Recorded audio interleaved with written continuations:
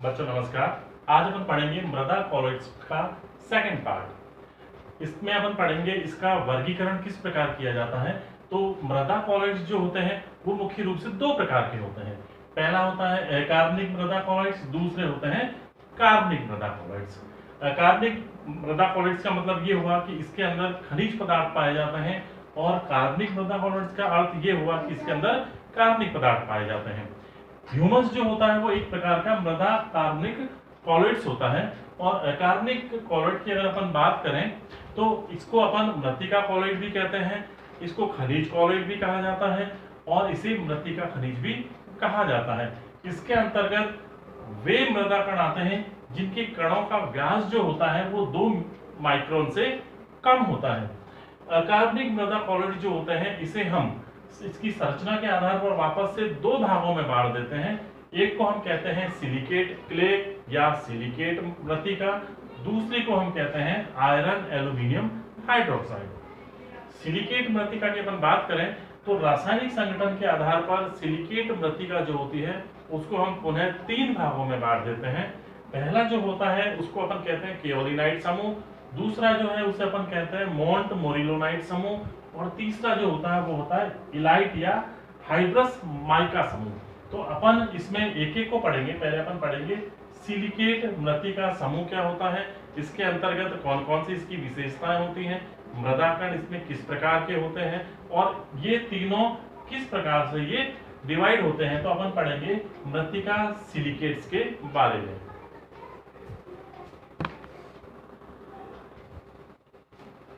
अब अपन पढ़ेंगे सिलिकेट मृत्तिका के बारे में। निर्माण की अगर अपन बात करें तो सिलिकेट मृत्तिका जो होती है वो समशीतोष्ण प्रदेश में पाई जाती है, यानी इसका निर्माण समशीतोष्ण प्रदेश में होता है। हम इसकी अगर संरचना देखें तो संरचना में अपन इसके 4 पॉइंटों को पढ़ेंगे। एक तो इसका रूप, इसकी सतह का क्षेत्रफल, विद्युत आवेश, और इस पे अधिशोषित आयनों के बारे में। तो अपन बात करते हैं इसके रूप की कि माइक्रोस्कोप से देखने पर, इलेक्ट्रॉन माइक्रोस्कोप से देखने पर इनके कण जो होते हैं वो षटभुजाकार और अनियमित छड़ के समान एक पतली पतली परतों के समान दिखाई देते हैं। यानी जिस तरह से पुस्तक के पन्ने होते हैं, पृष्ठ होते हैं, उसी पृष्ठ के समान ये दिखाई देते हैं। किताब की पतली पतली जो परतें होती हैं उन परतों की तरह ये एक दूसरे के ऊपर व्यवस्थित होते हैं। इस प्रकार के इनमें पतली पतली पन्नों के रूप में कण पाए जाते हैं। अपन बात करते हैं इसकी सतह के क्षेत्रफल की कि मृत्तिका के कण अपन जानते हैं कि बहुत ही सूक्ष्म होते हैं, बहुत बारीक होते हैं, छोटे छोटे होते हैं, और जब कण का आकार जितना छोटा होता है उसका क्षेत्रफल उतना ही अधिक होता है। तो इसलिए मृत्तिका के कण बहुत बारीक होने के कारण इनके कणों का क्षेत्रफल, बाहरी क्षेत्रफल बहुत अधिक होता है। विद्युत आवेश हम जानते हैं कि मृत्तिका जो होती है, क्ले जो होती है, उसके कणों पर ऋण आवेश पाया जाता है। ऋण आवेश होने के कारण ये अपने आसपास पाए जाने वाले धन आवेशित कणों को आकर्षित कर लेते हैं, और इनके चारों ओर एक धन आवेशित कणों की अस्थायी परत बन जाती है। देखिए अपन यहाँ देखते हैं कि इसकी जो बाहरी परत है वो धन आवेशित हो जाती है, और अंदर की जो परत है वो मृत्तिका के कण ऋण आवेशित कणों के रूप में रह जाती है। बात करते हैं अपन इसकी अधिशोषित आयनों की, क्योंकि हम जानते हैं कि इसके मृत्तिका के कण जो होते हैं वो ऋण आवेशित होते हैं। तो ऋण आवेशित होने के कारण ये अपने बाहर एक धन आवेशित जितने भी इसमें आयन्स पाए जाते हैं उनको आकर्षित करके, अधिशोषित करके, बात अपन कर रहे हैं अधिशोषण की, तो इसकी बाहरी पृष्ठ पर ये जो आयन्स दिखाई दे रहे हैं, धन आयन, सोडियम आयन है, पोटेशियम आयन है, अमोनियम आयन है, हाइड्रोजन आयन है, ये सारे आयन इसकी सतह पर अधिशोषित हो जाते हैं। और जब अन्य धनायन द्वारा इन धनायनों का बाहरी पृष्ठ के धनायनों से आदान प्रदान होता है तो उस प्रक्रिया को हम धन आयन विनिमय कह देते हैं। तो मृदा जो होती है, इसकी मृत्तिका के कण जो होते हैं, इनमें धनायन विनिमय की क्षमता भी पाई जाती है। फिर अपन पढ़ेंगे सिलिकेट्स मृत्तिका के खनिज, यानी इसके रासायनिक संगठन क्या क्या होता है, ये कितने प्रकार की होती है, इसके बारे में अपन अब देखते हैं।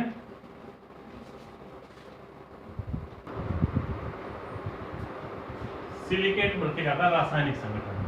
रासायनिक संगठन के आधार पर ये 3 प्रकार के होते हैं, अपन पढ़ चुके हैं।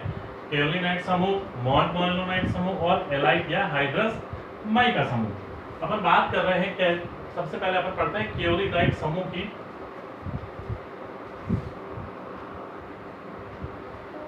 केओलिनाइट समूह में केओलिनाइट खनिज पाया जाता है जिसका संरचना सूत्र होता है Al4 Si4 O10 और OH8। ये इसका संरचना सूत्र होता है इस खनिज का, क्योंकि ये खनिज जो है वो क्रिस्टलीय इकाइयों से मिलकर बना होता है और इसकी संरचना जो होती है 1:1 टाइप की होती है। 1:1 का मतलब क्या हुआ कि इसमें एक परत जो होती है वो तो एल्यूमिना की होती है और दूसरी जो परत होती है वो सिलिका की होती है। दोनों की एक एक परत होने के कारण इसे हम 1:1 टाइप की संरचना कहते हैं।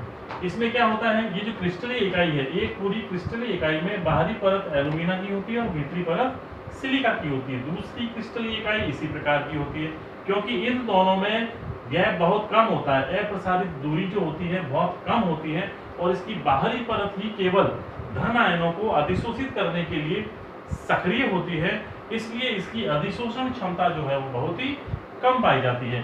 ये दोनों परतें जो होती हैं आपस में ऑक्सीजन अथवा हाइड्रोक्सिल समूह द्वारा मजबूती से बंधी रहती है और इसमें धनायन विनिमय क्षमता कम होती है। बात अपन करते हैं इसकी सुगठितता, ससंजन क्षमता और फैलाव और संकुचन की, क्योंकि इनमें दूरी बहुत कम होती है इसलिए इसमें फैलाव और संकुचन बहुत कम पाया जाता है। इसकी सुगठितता भी कम होती है और इसमें ससंजन बल भी कम पाए जाते हैं। ये सारे गुण इसमें कम होते हैं। फिर अपन बात करते हैं मॉन्ट मोरिलोनाइट समूह की।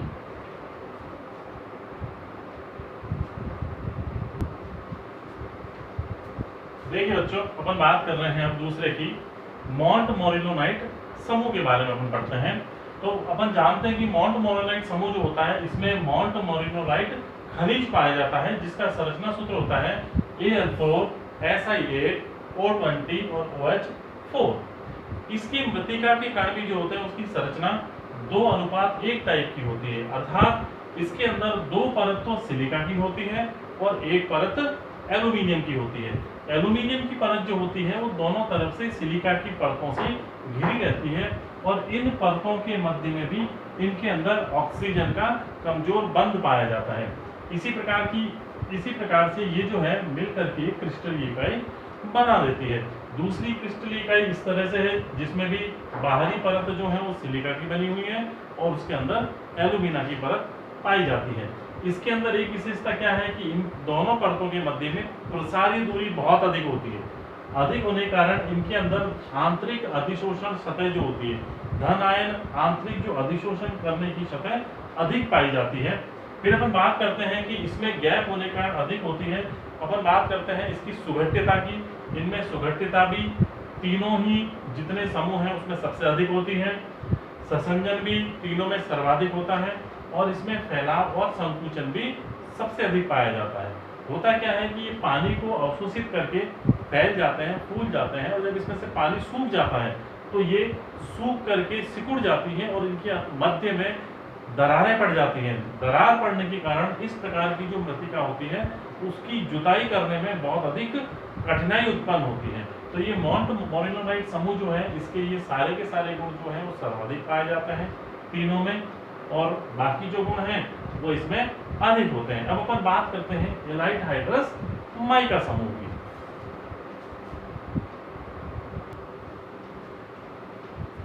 अच्छा, अब अपन बात करते हैं इसके तीसरे मृत्तिका की एलाइट समूह की। एलाइट समूह जो होता है उसको हम हाइड्रस माइका समूह भी कहते हैं। क्यों कहते हैं? क्योंकि इसमें खनिज जो होता है वो एलाइट नामक प्रकार का होता है। इसका संरचना सूत्र Al4 Si8 O20 और OH4 होता है। इसका संरचना सूत्र मॉन्ट मोरिलोनाइट समूह के समान होता है, लेकिन इसमें एक पोटेशियम अतिरिक्त पाया जाता है। इसकी मृत्तिका संरचना भी 2:1 प्रकार की होती है, अर्थात इसमें दो परतें सिलिका की होती है और एक परत एल्यूमिनियम की होती है।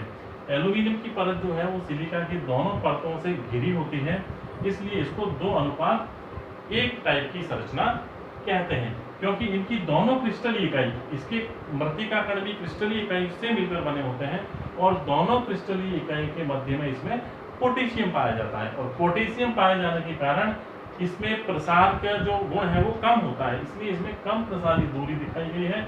इसके धनायन इसके सतह पर अधिशोषित होते हैं, लेकिन इसकी जो अधिशोषण क्षमता है वो मॉन्ट मोरिलोनाइट समूह से तो कम लेकिन केओलिनाइट समूह से अधिक होती है। इसी प्रकार से इसमें सुगठितता, संसंजन क्षमता और फैलाव और संकुचन का गुण भी मोंटमोरिलोनाइट समूह से तो अधिक होता है, कम होता है सॉरी, लेकिन केओलिनाइट समूह से अधिक होता है।